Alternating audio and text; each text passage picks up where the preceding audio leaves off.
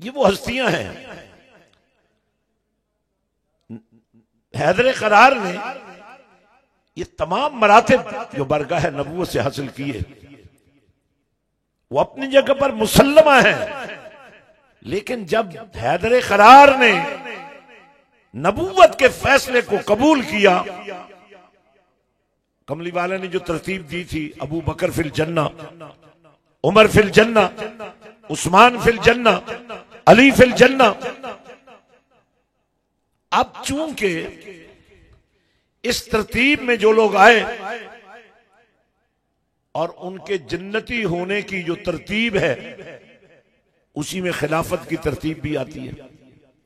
खलीफा तो अली भी बने, लेकिन खिलाफत के साथ तमाम खुलफा के साथ मशीर का जो ओहदा था, मशीर का जो मनसब था, मशावरत का जो नूर था, जो अली को अल्लाह ने अता किया, उन्हीं के तदब्बर की वजह से। बल्कि कुछ लोगों ने ये कहा, ए अमीरुल मोमिनीन, तीनों खुलफा का दौर इतना खून आलूद और कत्लो गारतगरी से महफूज रहने वाला है, और आपके दौर में फितने अपनी इंतहा को पहुंचे हुए हैं। तो आपने फरमाया उसकी वजह यह है कि उनका मशीर मैं था और मेरे मशीर तुम लोग हो। मेरे दोस्तों, अली ने तजावुज नहीं किया, अली अबू बकर के साथ खड़े रहे।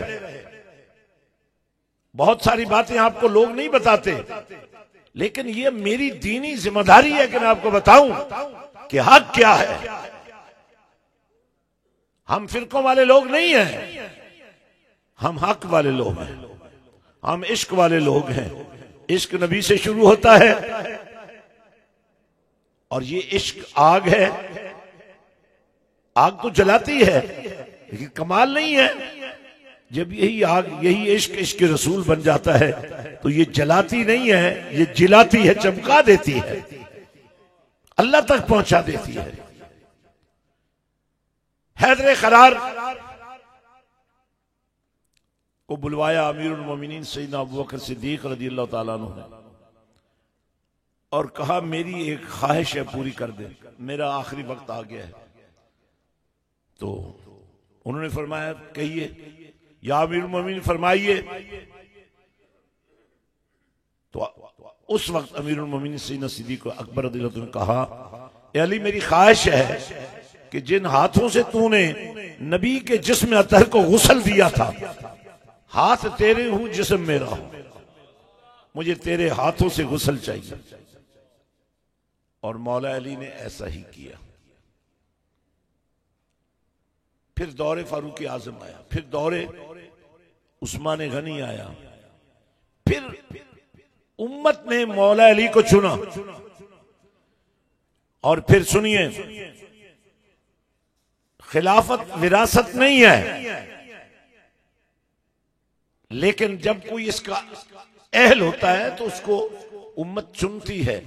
अमीर मोमिनीन सैयदना अली मुर्तज़ा की शहादत के बाद पूरी उम्मत ने मुत्तफिक होकर अमीरुल मोमिनीन सैयदना इमाम हसन को खलीफा मुंतखब किया।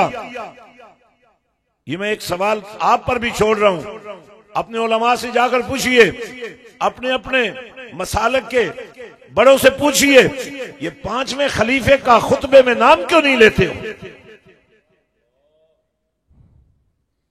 सारी फिरकावारी खत्म हो जाएगी। लेकिन हम चूंकि तरीकत के रास्ते से आए हैं, इसलिए हमारा अकीदा मुस्तहकम है।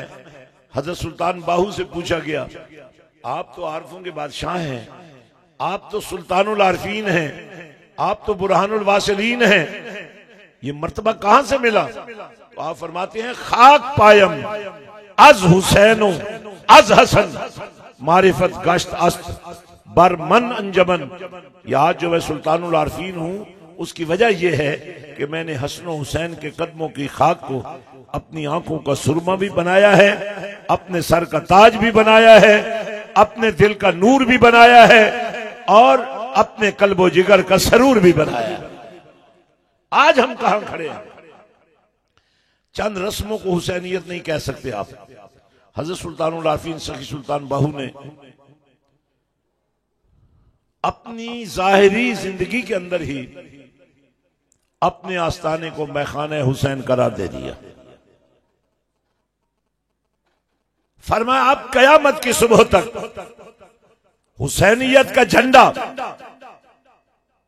मैं बाहू लेकर चलूंगा, क्योंकि मैं बाहू उस गाजी अब्बास अलमदार के खून से हूं जिसने सिर्फ सर नहीं कटाया, बाजू भी कटाया